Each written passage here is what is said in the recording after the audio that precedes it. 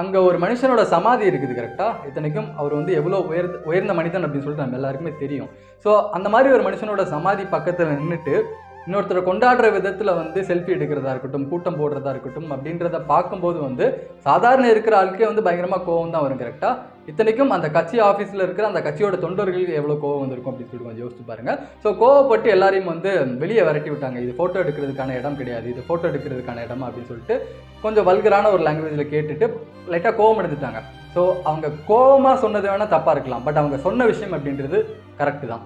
அந்த மாதிரி ஒரு இடத்துல நின்றுட்டு இன்னொருத்தரை கொண்டாடுற விதத்தில் செல்ஃபி எடுக்கிறது அப்படின்றது பயங்கரமான தப்பான ஒரு விஷயம் தான்.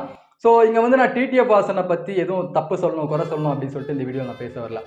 அந்த இடத்துல அந்த மனுஷன் கூட வந்து சைலண்ட்டாக தான் போனார். எல்லா இடத்துலையுமே வந்து என்னோட என் டிடிஎஃப் மேலே கை வைக்காதீங்க, என்னோட டிடிஎஃப் வந்து ராஜ மரியாதையோட போலீஸ் பாதுகாப்போடு நான் வந்து உட்கார வைப்பேன் அப்படின்னு சொல்லிட்டு இருந்த மனுஷன் கரெக்டாக. ஸோ அந்த